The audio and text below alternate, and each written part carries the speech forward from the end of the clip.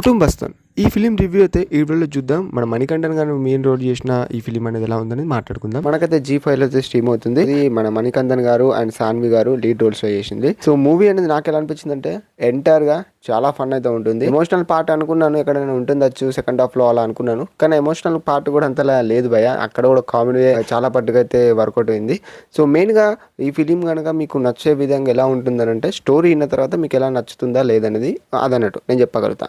And మంచి మంచి film తీశారు మన మణికంఠన్ గారు. మీకు తెలిసి ఉంటుంది ట్రూ లవ్ అనే ఫీలింగ్ అనొచ్చు, గుడ్ నైట్ అనే ఫీలింగ్ అవచ్చు, అవన్నీ ఒక వేరే జోన్ అని చెప్పుకోవచ్చు. సో ఈ ఫిలిం అనేది ఎలా ఉంటుందని అంటే ఒక టోటల్లీ ఫ్యామిలీ ఓరియంటెడ్ ఫిలిం అని చెప్పుకోవచ్చు. మీ ఫ్యామిలీతోని మీ ఫ్రెండ్స్తోని అలా కూర్చొని చూసే ఫిలిం అని చెప్పుకోవచ్చు.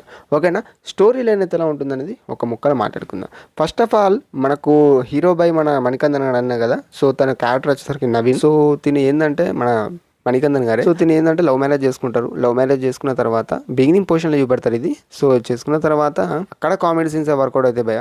సో అది మీరు చూస్తే అర్థమైతే ఫిలిం. సో ఫ్యామిలీ తన డాడీ మమ్మీ అండ్ తన వైఫ్ ఇతను ఇలా ఫ్యామిలీ ఒక నార్మల్గా ఉంటుంది. జాబ్ చేస్తూ ఉంటాడు. అలా సరదాగా నడిచేటప్పుడు తనకి జాబ్ అయితే పోతుంది. సో జాబ్ అయిన తర్వాత తను ఫేస్ చేసిన కాన్సిక్వెన్సెస్ ఏంది, ప్రాబ్లమ్స్ ఏంది, అసలుకి డబ్బుల కోసం తన వాడే తిప్పలేంది.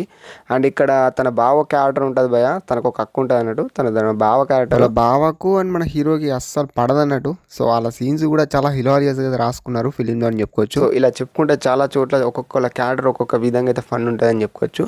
సో ఇలా అని చెప్పుకోవచ్చు మెయిన్గా చెప్పుకుంటే ఫిలిం గురించి. ఫిలిం ఎంటైర్గా చాలా బాగుంటుంది. ఆ క్లైమాక్స్ పోర్షన్ డెలివరీ సిచ్యువేషన్ అయితే ఉంటుంది. అక్కడ కూడా కామెడీ జనరేషన్ చేస్తారు. అండ్ ఒక ముసలైన క్యారెక్టర్ ఉంటుంది భయ. ముసలైన క్యారెక్టర్ అంటే హీరోకి ఫ్రెండ్ క్యారెక్టర్ టైప్ అయితే డిజైన్ చేశారు.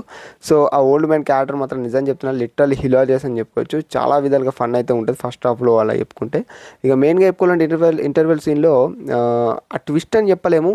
అది నేను చెప్పేస్తున్నా, రివీల్ చేసేస్తున్నా, మీరు అంతా ట్విస్ట్ అయితే ఏమనుకోకండి. లైక్ ఈ జాబ్ అయిన విషయం అయితే అందరికీ తెలుస్తుంది. ఆ తర్వాత ఏమైంది అనేది సెకండ్ హాఫ్లో మీరు ఎంటర్గా చూస్తారు. తను ఏం చేస్తారు హీరో అనేది మీరు ఎంటర్గా ఫిలిం చూస్తారు. సో ఇలా అయితే ఉంటుంది భయ మూవీ అయితే చెప్పుకోవాలంటే. అడల్ట్ కంటెంట్ ఏం లేదు కాబట్టి మీరు వెళ్ళి చూడండి, చూసే విధంగా అయితే ఉంటుంది. సో ఓవరాల్ నాకైతే బాగా అనిపించింది. మరీ అంత హిలారియస్ కాకపోయినా ఓకే ఫన్ అయితే ఉంది. అక్కడక్కడ నవ్విచ్చే పోర్షన్స్ అయితే ఉన్నాయని చెప్పుకోవచ్చు. అండ్ బ్యాక్గ్రౌండ్ మ్యూజిక్ గురించి చూసుకుంటే ఓకే అన్నట్టు అనిపించింది ఫిలింలో. సో ఇదన్నట్టు ఒక time pass film, one time watchable film. మీరు అలా సరదాగా చూడాలనుకుంటే చూడొచ్చు. అండ్ ఈ వీడియో కనుక కుటుంబస్థన్ అనే మూవీ కనుక మీకు నచ్చినట్టయితే నా రివ్యూ సబ్స్క్రైబ్ అయ్యా.